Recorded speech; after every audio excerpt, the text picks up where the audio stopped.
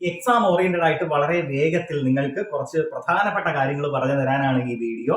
ഉദാഹരണം നദപതി എന്ന് പറഞ്ഞൊരു വാക്ക്. നദപതി എന്താ? കടൽ. കണ്ടോ? കടൽ. അപ്പൊ അങ്ങനെയാണെങ്കിൽ നദിയുടെ പര്യായപദങ്ങൾ എന്തൊക്കെയാണ്?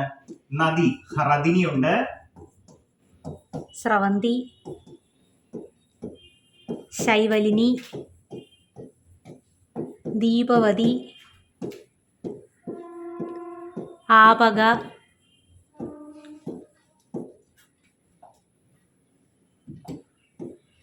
നിമ്നക, സ്രോതസ്വിനി.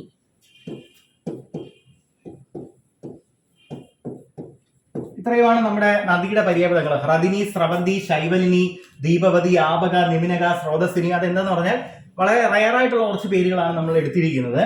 അപ്പൊ എന്തായാലും നദിയുടെ പര്യായപദം നോക്കി വെക്കുക. ഹ്രദിനി എന്നാണ് ഇത് വായിക്കുക.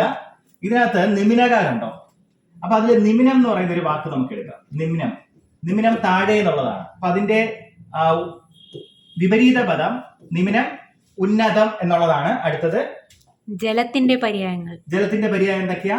സലിലം, സലിലം, തോയം, തോയം, വാരി, അമ്പു, കൃപീഠം. അത്രയുള്ളൂ. സലിലം, തോയം, വാരി, അമ്പു, കൃപീഠം ആണ്. അത് ജലത്തിന്റെ പര്യായപദം. അടുത്തത് ചന്ദ്രന്റെ പര്യായങ്ങൾ. പറ. ഹിമാംശു, ഇന്ദു, കുമുദബാന്ധവൻ. കുമുദമാമ്പലാണ്. കുമുദബാന്ധവൻ. സുധാംശു, ഔഷധീശൻ, അബ്ജൻ,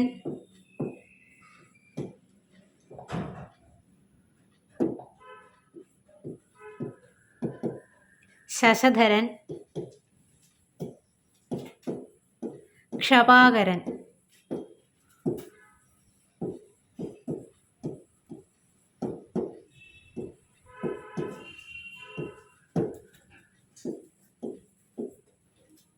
ഉണ്ടോ? ചന്ദ്രന്റെ പര്യായപദങ്ങളാണ് ഹിമാംശു, ഇന്ദു, കുമുദബാന്ധവൻ, സുധാംശു, ഔഷധീശൻ, അബ്ജൻ, ശശധരൻ, ക്ഷപാകരൻ, തിങ്കൾ, ശശി. പോസ് ചെയ്ത് വെച്ചിട്ട് എഴുതിയെടുത്ത് പഠിക്കുക. അടുത്തത് ചൂടാമണിയുടെ ശരിയായ രൂപം. ചൂടാമണി പലരും ചൂടാമണി എന്നൊക്കെ പറയുന്നത് കൊണ്ടാണ് ആ കുഴപ്പം. ചൂടാമണി എന്നങ്ങ് പറഞ്ഞാൽ മതി. വെറും ഡായാണ്. ഈ ഡാ എന്ന് പറഞ്ഞത് ഠ, ഠ, ഡ, ഠ, ന. അഞ്ചെണ്ണമായോ? ഠ, ഠ, ഡ, ഠ, ന. ഇത് മൃദുവായിട്ടുള്ള ഡായാണ്. ഗജട ദബയിലാണ് വരുന്നത്. ഗ, ജ, ഡ, ദ, ബ. ഇതൊക്കെ സോഫ്റ്റ് ആയിട്ടുള്ള മൃദു എന്നുള്ള ഗ്രൂപ്പിലെ അക്ഷരങ്ങളാണ്. ഗജട ദബ. അതിൽ അത്രയും സോഫ്റ്റ് ആയിട്ടുള്ളതാണ് ഡ. ഇത് ഢായാണ്. ഢ. ഇത് ഠ. അപ്പൊ അതുകൊണ്ട് ചൂടാമണി എന്ന് മതി. അടുത്തത് വെൺതിങ്കൾ പിരിച്ചെഴുതുന്നത് എങ്ങനെ? വെൺതിങ്കൾ എന്ന് എഴുതുന്നത് ഇങ്ങനെയാണ്. അപ്പൊ ഇത് പിരിച്ചെഴുതുന്നത് വെൾ തിങ്കൾ എന്നാണ്. തെറ്റിപ്പോകരുത്. വെൾ തിങ്കൾ. സത്യത്തിൽ പ്രാചീന കാലത്ത് വെണ്ടിങ്ങൾ എന്ന് പറയുന്നത് വെണ്ണധികം തിങ്കൾ വെണ്ടിങ്കൾ എന്ന് പറഞ്ഞിരുന്നു. അത് പ്രാചീന കാലത്താണ്. 12-ാം നൂറ്റാണ്ട് 14-ാം നൂറ്റാണ്ടിലൊക്കെ. ഇപ്പം കാലം മാറി വരുന്നതിനനുസരിച്ച് അതിനകത്തും വ്യത്യാസങ്ങൾ വരാം. വെൾ തിങ്കൾ വെൺതിങ്കളായി. ഒരു കാലത്ത് പൊന്നധികം കുടം പൊൽക്കുടമായിരുന്നു. ഇന്ന് പൊൻകുടം എന്ന് തന്നെയാ പറയുന്നത്. വ്യത്യാസമുണ്ട്. പറഞ്ഞോ. ആനച്ചന്തം എന്ന ശൈലിയുടെ അർത്ഥം. ആനച്ചന്തം എന്ന് പറഞ്ഞാലേ ആകപ്പാടെയുള്ള ഭംഗി എന്നാണ്. ആകപ്പാടെയുള്ള ഭംഗി. ആനയുടെ കണ്ണ് മാത്രം എടുക്കുമ്പോൾ, അല്ലെങ്കിൽ തുമ്പിക്കൈ മാത്രം എടുക്കുമ്പോൾ, അല്ലെങ്കിൽ ഒരു വലിയ മുറം പോലെയുള്ള ചെവി എടുക്കുമ്പോൾ ആകെപ്പാടെ ഒരു കോമ്പിനേഷൻ ഇല്ലാത്തതുപോലെ തോന്നും. പക്ഷെ മൊത്തത്തിൽ കാണുമ്പോൾ ആകെ ഒരു ചന്തമാണ്. അതുകൊണ്ടാണ് ആനച്ചന്തം ആകപ്പാടെ ഭംഗി എന്നാണ് പറയുന്നത്. എഴുതി വെക്കുക. ആനച്ചന്തം സമം ആകപ്പാടെയുള്ള ഭംഗി. അടുത്തത് ജസ്റ്റ് അറൗണ്ട് ദ കോർണർ. തർജ്ജമ. Just around the corner. ഇതിന്റെ മലയാളം ഉടനടി നടക്കാനിടയുള്ള കാര്യം.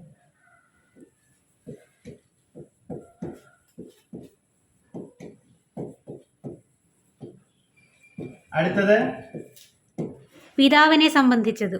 ജസ്റ്റ് അറൗണ്ട് ദ കോർണർ എന്ന് പറയുമ്പോൾ ഉടനടി നടക്കാനിടയുള്ള കാര്യം എന്നാണ് അതിന്റെ അർത്ഥം. ഇതിന്റെ അർത്ഥം ഒന്നും കണ്ടുപിടിക്കാൻ വേറെ മാർഗങ്ങളോ കുറുക്കു വഴികളോ ഒന്നും ഇല്ല എന്നുള്ളതാണ് സത്യം. നമുക്ക് 20 മാർക്കിൽ ഒരു 19 മാർക്ക് വരെ എന്നൊക്കെ നമ്മൾ ക്ലാസ് എടുക്കുമ്പോൾ ഗ്യാരണ്ടി പറയുന്നത് ഈ ഒരു പ്രശ്നം കാരണമാണ്. പിന്നെ മിക്കപ്പോഴും സിമ്പിൾ ആയിട്ട് ചോദിക്കട്ടെ എന്ന് നമുക്ക് പ്രതീക്ഷിക്കാം. ഇനി പിതാവിനെ സംബന്ധിച്ചത് പൈതൃകമാണ് കേട്ടോ. പിതാവിനെ സംബന്ധിച്ചത് പൈതൃകം എന്നാണ് പറയുക. വ്യാകരണത്തെ എന്നാലും സംബന്ധിച്ചത് പൈതൃകത്തെ പറ്റി പറയുമ്പോ പാരമ്പര്യമായി കിട്ടിയതെന്നൊക്കെ പറയാറുണ്ട്. എന്നാലും പിതാവിനെ സംബന്ധിച്ചതെന്നാണ്. മാതാവിനെ സംബന്ധിച്ചത്, പിതാവിന് മാത്രമല്ലല്ലോ പ്രാധാന്യം, മാതാവിനും പ്രാധാന്യമുണ്ട്. അപ്പൊ മാതാവിനെ സംബന്ധിച്ചത് മാതൃകം എന്ന് പറഞ്ഞൊരു വാക്കുണ്ട്. അത് ജോസഫ് മുണ്ടശ്ശേരി, നമ്മുടെ കേരളത്തിലെ ആദ്യത്തെ വിദ്യാഭ്യാസ മന്ത്രിയായിരുന്ന ജോസഫ് മുണ്ടശ്ശേരിയാണ് അങ്ങനെ ഒരു വാക്ക് പറഞ്ഞു വെച്ചത്. മാതൃകം, പൈതൃകമുണ്ട്. ഇപ്പൊ പറഞ്ഞ ഏതായിരുന്നു? വ്യാകരണത്തെ സംബന്ധിച്ചത്. വ്യാകരണത്തെ സംബന്ധിച്ചത് ഞാൻ ഫുൾ എഴുതുന്നില്ല, വൈയാകരണം എന്നാണ്. വൈയാകരണം എന്നാണ്. പക്ഷെ എഴുതുമ്പോ തെറ്റിപ്പോവരുത്, വയ്യ എന്നായി പോവരുത്. അത് ശ്രദ്ധിക്കുക, വയ്യ എന്നായി പോവരുത്. ഇതല്ല വൈയാകരണം. വ്യാകരണത്തെ സംബന്ധിച്ചത്. ലിംഗത്തെ സംബന്ധിച്ചത്.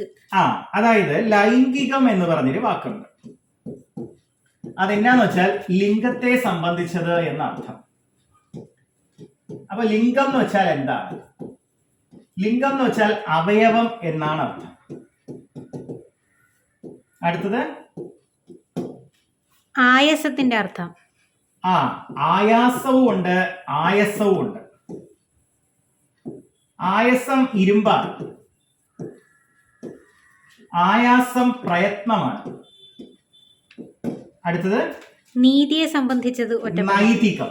നൈതികം നീതിയെ സംബന്ധിച്ചത്. എഴുതുന്നുണ്ടെന്ന് വിശ്വസിക്കുന്നു. നീതിയെ സംബന്ധിച്ചത് നൈതികം. അടുത്തത് ജഡിലം, ജഡ, ജഡം. ജഡിലം, ജഡം, ജഡ. അത് പറയുമ്പോ ജഡിലം, ജഡ, ജഡം അങ്ങനെയാണ് പറയുക. ഇത് ജഡ എന്ന് പറയുന്നത് മുടിയിലെ ജഡ പിടിക്കത്തില്ലേ, അതിനാണ് ജഡ എന്ന് പറയുന്നത്. ജഡം എന്ന് പറയുമ്പോൾ മൃതശരീരം, ജട്ടിലം എന്നാണ് പറയുക. അടുത്തത് ഇത് ശരിയായ പദങ്ങളുടെ കൂട്ടത്തിൽ എഴുതണം, ഇതെല്ലാം ശരിയാണ്. അടുത്തത് നിരാമയൻ, അർത്ഥം. ആമയം, ദുഃഖം. നിരാമയം, ദുഃഖമില്ലാത്ത അവസ്ഥ. അപ്പം നിരാമയം, നിരാമയൻ, ദുഃഖമില്ലാത്തവൻ. അടുത്തത് കടബാധ്യത വിഗ്രഹിക്കുന്നത് എങ്ങനെ? കടബാധ്യത എന്ന് പറഞ്ഞാൽ എന്താ അർത്ഥം? കടബാധ്യത എന്ന് പറയുമ്പോൾ ഒരു കാര്യമുണ്ട്, അത് പ്രീവിയസ് ക്വസ്റ്റ്യൻ ആണ്. അതിൽ 4 ഓപ്ഷൻ ഉണ്ട്. അതിപ്പോ കേൾക്കാം. കടത്തിന്റെ ബാധ്യത. കടത്തിന്റെ ബാധ്യതയാണോ? അല്ല. കടത്തിലുള്ള ബാധ്യത. അല്ല. ബാധ്യതയും കടവും. ബാധ്യതയും കടം അല്ല. കടം മൂലം ഉണ്ടാകുന്ന ബാധ്യത. കടം മൂലം ഉണ്ടാകുന്ന ബാധ്യതയാണ് കടബാധ്യത. കടം മൂലം ഉണ്ടാകുന്ന ബാധ്യത കടബാധ്യത. അടുത്തത് മറ്റൊരാളിൽ കാണപ്പെടാത്തത്. അന്യാദൃശ്യം. അന്യാദൃശ്യമല്ല, അന്യാദൃശ്യം. മറ്റൊരാളിൽ കാണപ്പെടാത്തത് അല്ലെങ്കിൽ മറ്റൊന്നിൽ കാണപ്പെടാത്തത്, രണ്ടും ശരിയാണ്. മറ്റൊരാളിൽ കാണപ്പെടാത്തത് അല്ലെങ്കിൽ മറ്റൊന്നിൽ കാണപ്പെടാത്തത് അന്യാദൃശ്യം. അടുത്തത് ഗുഹയുടെ പര്യായപദങ്ങൾ. ഗുഹ, കന്ദരം. അടുത്തത് ഗഹ്വരം, ഗഹ്വരം, ദരി, ദരി, ബിലം, ബിലം. ഇത്രയും ഇത് വള്ളിയാണ്. ഗുഹ, കന്ദരം, ഗഹ്വരം, ദരി, ബിലം. അടുത്തത് കന്ധരത്തിന്റെ അർത്ഥം. കന്ധരം കഴുത്താണ്. ഗളം കഴുത്താണ്. അപ്പം കന്ധരം, കഴുത്ത്, ഗളം വരെ നമ്മൾ എഴുതി.